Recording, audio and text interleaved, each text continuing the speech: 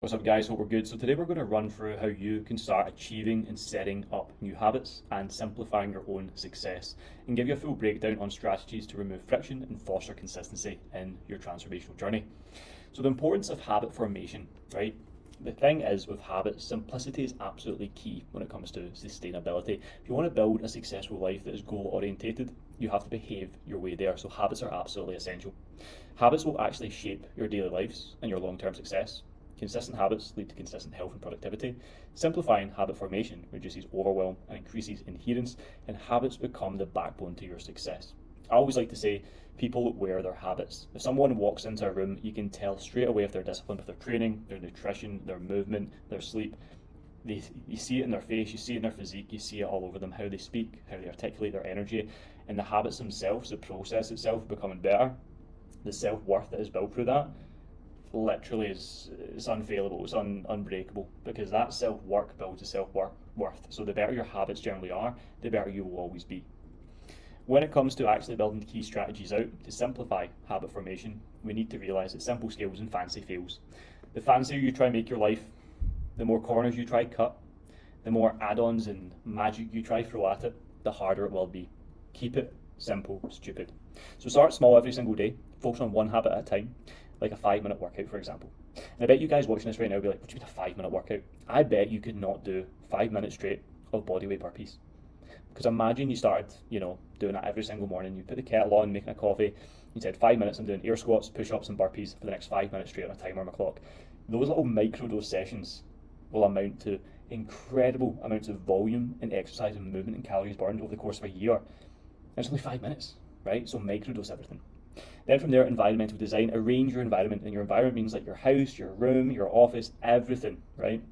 Because if you had your work desk, for example, and it was full of clutter and mess and dust, and you had Snickers and Mars bars all over it, well, you'd probably be more inclined to be a messier, fatter, unhealthier human, wouldn't you?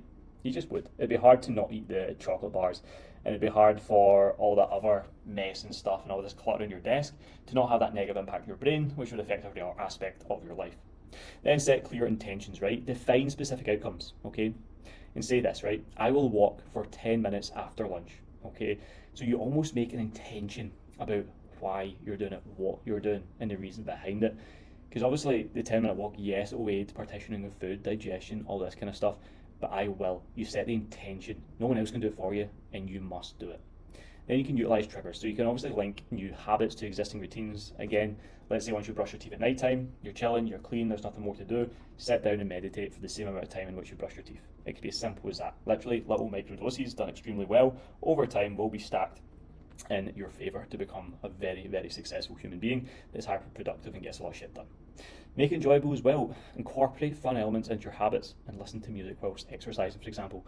Like, I like to leverage my habits. So see, when it comes to running, I recently joined a run club, right? And that allows me to pretty much offboard all my motivation needed for running to other people, because I'm with a pack, I'm with other people that are doing the thing I want to do.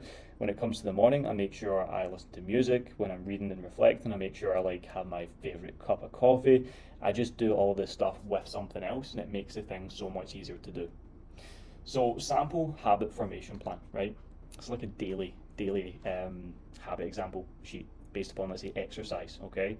So identify, right? You've got to identify things first and foremost. You've got to think. Choose one simple activity. Could be walking, could be stretching, for example.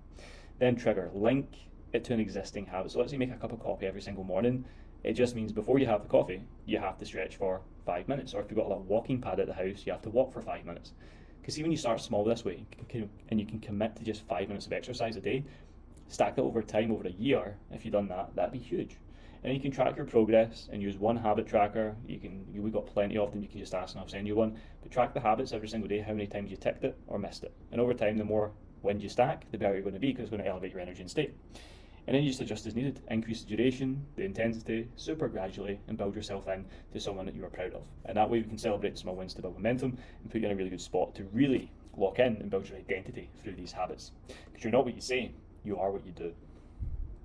On top of that, tips for long-term success. Obviously, as I've said before, keep it simple, stupid. When it comes to your habits, have an accountability partner or friend, or use an app to stay accountable. Obviously, you are being coached by us directly inside the project, so we will hold you to that standard. You've got to reflect and adjust every single week. We do our weekly check-ins, but you've got to regularly assess what's working and what's not and make tweaks along the way so you can course correct.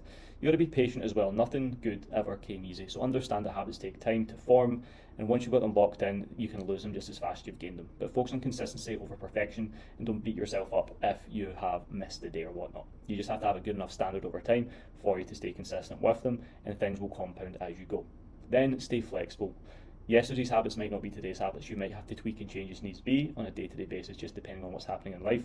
But adapt and keep going, and don't let life disrupt your routines every single day. It will happen, but how you now view it and perceive it is absolutely key, because let's say you're traveling for work, let's say you're going on holiday, things will be different. But if you can boil things down into the top 1 to 5 core key outcomes that I need to nail today based on my habits, you can most likely still hit them relatively easy with a little bit of adjustment. So guys, that's all from me today. I'll see you in the next one. Much love. Let's keep winning. And as I always say, keep it simple, stupid.